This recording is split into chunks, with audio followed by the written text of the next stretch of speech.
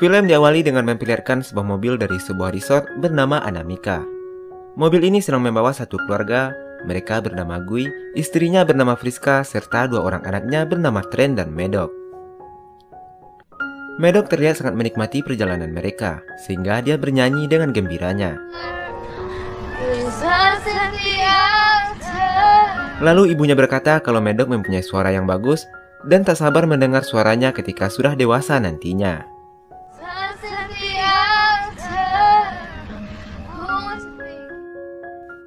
Hingga sampailah di tempat tujuan, mereka langsung disambut hangat oleh manajer resort bernama Frank. Setelah itu, seorang pelayan langsung menyuguhkan minuman dengan senyuman manis. Sementara Medok dan Trent diberikan minuman khusus yang disediakan untuk anak-anak. Di sana mereka berkenalan dengan seorang anak bernama Idlib yang merupakan keponakan si manajer hotel. Setelah sampai di kamar, Medok dan Trent langsung berganti pakaian dan mengatakan kalau sudah tidak sabar untuk berenang. Di siang harinya mereka pun pergi ke pantai, tapi pantai itu sangat ramai yang membuat Medok kurang menyukainya. Sementara Trent bermain bersama Idlib, mereka berkenalan dengan pengunjung lainnya. Ada yang bekerja sebagai koki, polisi, dan penari. Pada malam harinya, terlihat Gui dan istrinya terlibat cekcok. Mereka mempunyai masalah keluarga dan sudah lama merencanakan untuk bercerai, dan akan memberitahukan anak-anak mereka sepulang berlibur. Always thinking about the future. Trent yang mulai bosan membuka surat dari Idlib yang berisikan tebak-tebakan. Di sisi lain terlihat seorang pria bernama Sedan yang merupakan seorang penyanyi sedang menikmati pantai yang sepi bersama kekasihnya. Pada keesokan harinya saat sarapan terlihat sebuah keluarga yang juga berlibur di resort tersebut. Dia adalah Charles dan ibunya, istrinya bernama Crystal, dan anaknya bernama Kara. Lalu Crystal memesan minuman kalsium karena dia menderita penyakit kekurangan kalsium. Sementara itu, keluarga Gui didatangi oleh manajer resort dan menawarkan untuk mengunjungi sebuah pantai tersembunyi dan tidak sembarangan orang bisa mendatanginya. Mendengar itu, mereka sangat senang dan mereka setuju untuk pergi ke sana. Dan tiba-tiba seorang pengunjung kejang-kejang yang ternyata dia menderita sebuah penyakit epilepsi atau bisa disebut juga dengan ayan. Di sisi lain, keluarga Gui yang akan pergi ke pantai tersembunyi sedang menunggu di dalam mobil. Dan ternyata tidak keluarga Gui saja yang ke sana. Keluarga Charles juga akan mengunjungi pantai tersebut, lalu mereka pun berangkat. Setelah sampai, sopir mengatakan kalau dia akan menjemput mereka di sore harinya. Mereka pun melewati celah di antara bebatuan dan akhirnya sampailah mereka di pantai yang sangat indah.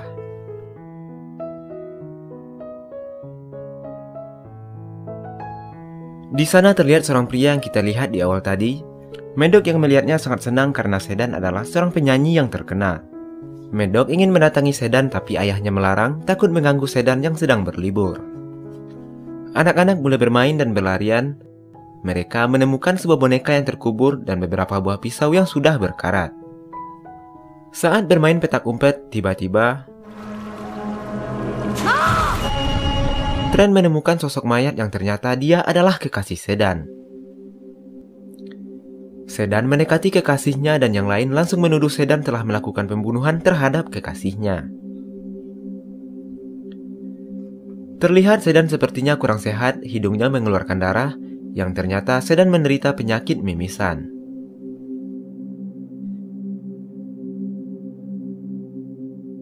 Di sisi lain, ibu Charles merasakan sesak di dadanya, dan di saat bersamaan Trent merasakan kalau celana yang dipakainya semakin sempit. I'm so hungry. Me too. Tidak lama berselang, Jarin bersama istrinya Patricia juga datang ke sana. Lalu Charles dan Gui menceritakan kalau mereka menemukan jasad seorang wanita. Tidak berselang lama, Crystal memanggil Charles dan memberitahukan kalau ibunya mendadak sakit. Sementara Jarin mencoba keluar untuk mencari bantuan. Tapi entah kenapa dia pingsan dan sadar sudah berada di pinggir pantai. Jarin menjelaskan kalau seperti ada tekanan yang berbeda. Dia merasa seolah-olah menyelam ke dalam air yang sangat dalam. Di sisi lain, ibunya Charles yang tadinya sakit, sekarang tiba-tiba meninggal dunia. Lalu Friska mencoba mencari anak-anaknya. Dia sangat terkejut melihat kedua anaknya, yang sekarang kelihatan 5 tahun lebih tua dari usia aslinya. Gu yang mendekati mereka juga terheran melihat anaknya yang lebih besar dari usia seharusnya. Melihat hal itu, Sedan berniat pergi dari pantai tersebut. Dia berlari menyusuri lorong, dan Charles yang melihatnya pun langsung mengejarnya.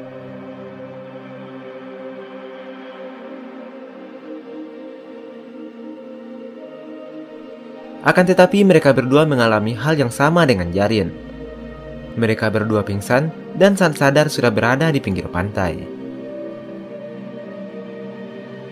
Di sisi lain, Crystal juga sangat terkejut melihat anaknya yang sudah kelihatan lebih besar. Tidak ada yang bisa dilakukan, mereka mulai duduk menyendiri. Dan tiba-tiba penyakit mental Charles kambuh. Dia berhalusinasi dan langsung melukai Sedan dengan pisaunya. Tapi dengan ajaibnya luka itu langsung sembuh dan hanya meninggalkan bekas luka yang seakan-akan luka itu telah lama terjadi. Sementara itu, Medok yang semakin besar terpaksa memakai baju ibunya.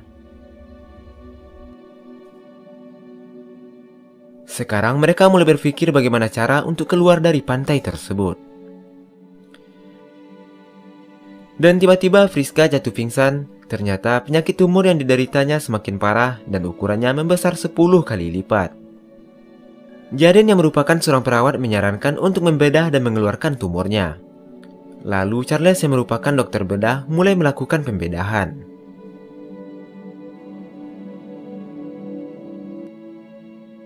Melihat hal itu, semuanya terheran. Lalu Jarin mengusulkan untuk menahan lukanya agar tidak menutup lagi.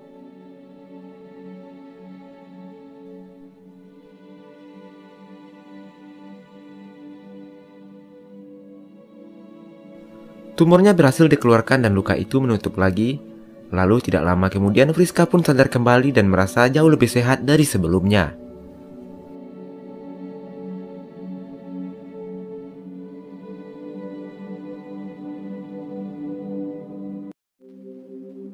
Di sisi lain, Sedan mencoba mendekati mayat kekasihnya. Semua terheran karena dalam waktu 3 jam saja jasad itu hanya tinggal tulang belulang. Friska yang merupakan seorang arkeolog menjelaskan seharusnya butuh waktu 7 tahun sampai proses ini terjadi. Dari sini mereka mulai mengambil kesimpulan kalau sel tubuh mereka berjalan lebih cepat dari seharusnya. Yang mana dalam 30 menit di pantai ini sama dengan 1 tahun di waktu seharusnya. Dan dalam waktu 1 hari, sel tubuh mereka setara dengan umur sel 50 tahun. Tapi yang menjadi pertanyaan mereka adalah kenapa sel rambut dan sel kuku tidak ikut berkembang lebih cepat. Could be the rock that surrounds this beach. This beach, 60 minutes is 2 years. Will age almost 50 years. 10 hours. Reacclimate. That's why we go unconscious when we try to leave. Jadi karena perkembangan sel yang terlalu cepat dan sel-sel tubuh tidak bisa menyesuaikan dengan waktu dan perkembangan sel seharusnya. Maka dari itu, saat mereka mencoba keluar melalui jalan masuk ke pantai itu, terjadi tekanan seolah-olah menyelam ke dalam air yang sangat dalam.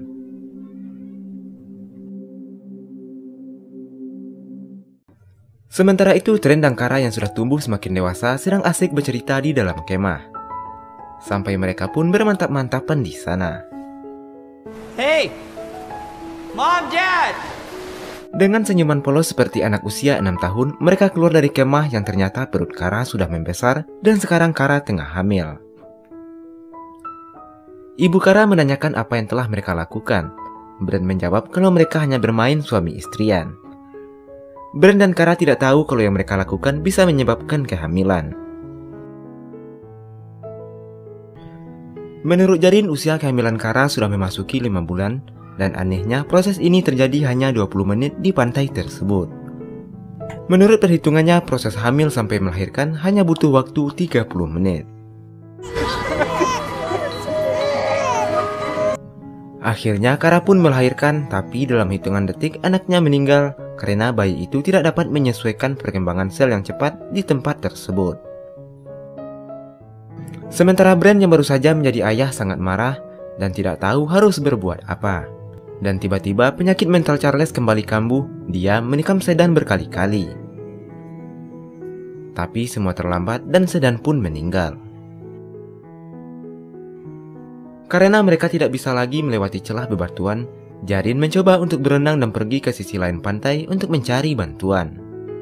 Tidak lama berselang, Gui melihat seseorang di atas bukit yang sedang memantau keberadaan mereka.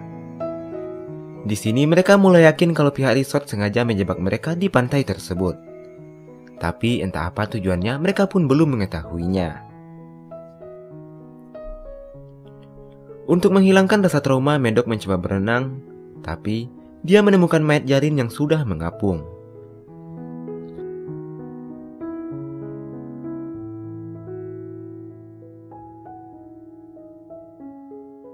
Sementara Kara dan Trent yang masih bersedih atas meninggalnya anak mereka. Lalu Trent mencoba menguburkannya, terlihat jasad anak mereka sudah menjadi abu. Kara yang semakin frustasi mencoba memanjat ke atas tebing, berharap dia bisa keluar untuk mencari bantuan. Hold, I'm trying to get out of here. We still don't make it. Go to the ledge and rest. Akan tetapi tiba-tiba Kara pun berhenti, dia terjatuh dan Kara pun meninggal.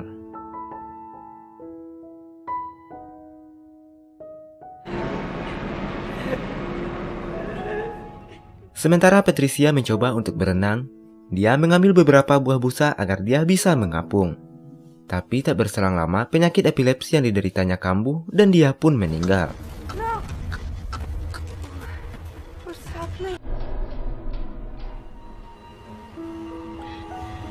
Sekarang penglihatan Gui sudah mulai kabur, begitu juga dengan Friska, dia mulai kehilangan pendengarannya.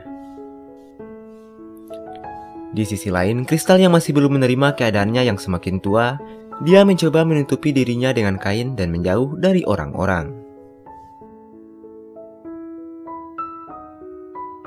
Malam pun tiba, Trent dan Medok mencoba mencari apa saja yang bisa dibakar untuk menghangatkan orang tua mereka yang semakin menua.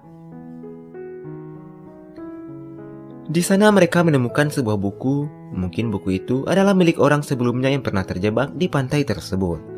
Di buku itu tertulis catatan yang mengatakan kalau medan magnet bumi sangat tinggi di tempat tersebut dan batu karang yang mengandung mineral unik yang sangat tinggi yang menyebabkan sel tubuh manusia bertambah tua dengan cepat.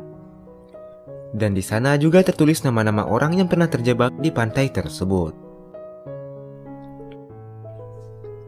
Sekarang mereka sudah mempunyai api untuk menghangatkan badan, tapi tiba-tiba penyakit mental Charles kambuh lalu mencoba menyerang Gui. I'm a good doctor. He was gonna... I stopped him. Sementara istrinya mencoba menghalangi dan melindungi suaminya. Gui mengatakan kepada istrinya untuk pergi dan melindungi anak-anak mereka. Lalu Trent dan Medok disuruh bersembunyi di dalam gua. Di sana mereka melihat Kristal yang semakin tua. Kristal yang semakin frustasi mencoba menyerang Trent dan Medok. God, it's already healed in the wrong position. Kristal yang mengidap penyakit kurang kalsium, tulang-tulangnya patah dan akhirnya meninggal di sana. Sementara itu Friska kembali dan menyerang Charles dengan pisau berkarat. Seketika luka itu infeksi dan menyebar dengan cepat di sekujur tubuh Charles. Lalu Charles pun meninggal. Sekarang mereka hanya tinggal berempat. Gui dan Friska terlihat semakin menua. Medok mencoba menghibur dengan menyanyikan lagu yang pernah dinyanyikannya waktu di mobil. No monuments made in my name. Departure leaves us at the Ibunya terharu dan senang karena apa yang dia inginkan telah menjadi kenyataan.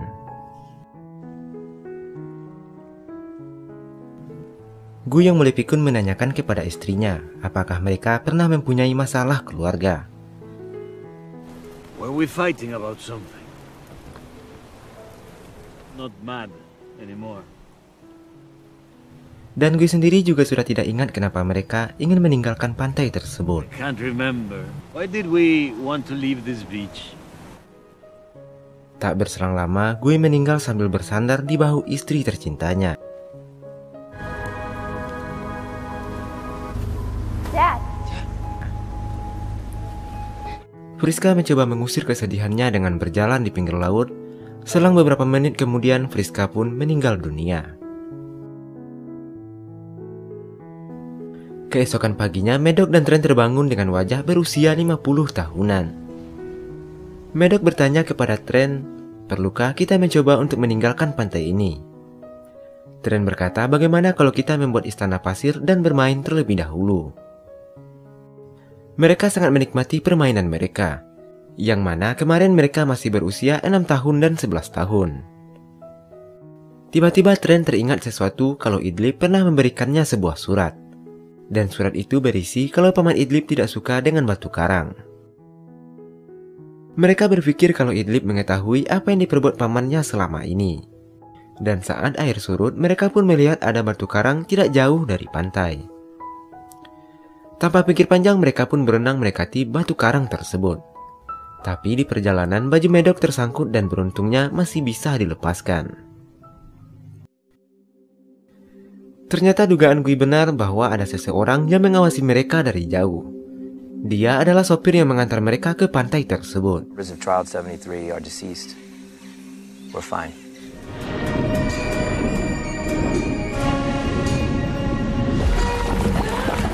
Sementara itu, Medok dan Trent berhasil keluar di sisi lain batu karang. Dan sopirnya menyangka kalau mereka telah tewas pergi ke satu tempat. Ternyata tempat itu adalah laboratorium yang sedang melakukan penelitian tentang obat-obatan. Dan di sana juga terlihat si manajer hotel sedang mencoba menghapus data-data dari tamunya. Lalu mengumpulkan semua peneliti di sana dan menyuruh mereka berdoa sejenak untuk korban pengujian ke-73. Moment of silence for the members of Trial 73. Lalu seorang ahli di sana mengatakan kalau pengujian kali ini berhasil, di mana seorang perempuan bernama Patricia yang menderita penyakit epilepsi yang biasanya kambuh setiap harinya. Tapi dengan obat yang diberikan ketika awal dia datang, penyakit Patricia tidak kambuh selama 8 jam 17 menit. Dan itu sama dengan 16 tahun 6 bulan. Dan tanpa rasa bersalah, mereka mengklaim telah berhasil menemukan obat epilepsi dan bisa menyelamatkan nyawa jutaan orang. Si manajer hotel mengatakan karena pantai itu sangat membantu penelitian mereka. Mereka bisa melakukan pengujian pada obat mereka dalam waktu 1 hari saja, dan bukan seumur hidup. Dan tanpa rasa bersalah, mereka pun bertepuk tangan. Sementara Idlib masih menunggu temannya yang belum kembali. Lalu pamannya datang dan mengatakan kalau Trent dan keluarganya sudah pergi meninggalkan hotel tadi pagi. Kids went home. They don't matter. I tell you. Tidak berselang lama, seseorang datang menjumpai polisi dan memberikan sebuah buku. Setelah itu, saat pegawai hotel memberikan minuman kepada korban selanjutnya, seseorang menabraknya dan menumpahkan minuman tersebut. Sorry. Oh, no worries, Mr. Miss. Yang ternyata orang itu adalah Trent dan Medok. My name is Trent Kappa. I'm Maddox Kappa. Mereka berhasil selamat dan kembali ke resort. Dan polisi yang ternyata sudah curiga dengan menghilangnya beberapa tamu hotel. Sementara itu, Brent dan Medok mendatangi Idlib lalu memberikan surat yang diberikannya kemarin. Tidak berselang lama, polisi sudah datang dan menangkap semua yang terlibat. Lalu Medok dan Trent diantar oleh polisi menuju bandara, karena paman dan bibinya sudah menunggu mereka di sana. Trent mengatakan bagaimana kami bisa meyakinkannya dengan wajah kami yang telah berusia 50 tahun. Lalu film pun selesai. How would you feel if a 50-year-old man called and told you he was your 6-year-old nephew? Jadi kesimpulan dari film ini adalah pemilik resort sudah bekerja sama dengan para peneliti untuk menemukan obat dari berbagai penyakit. Mereka memanfaatkan fenomena alam yang unik untuk pengujian produk mereka, yang mana satu hari saja di pantai itu seseorang bisa langsung berusia 50 tahun. Oke, itu saja. Maaf kalau salah atau kurang dalam penyampaiannya. Silakan berikan masukannya karena satu masukan sangat berharga bagi perkembangan channel ini. Terima kasih, jaga terus kesehatanmu, dan wassalamualaikum warahmatullahi wabarakatuh.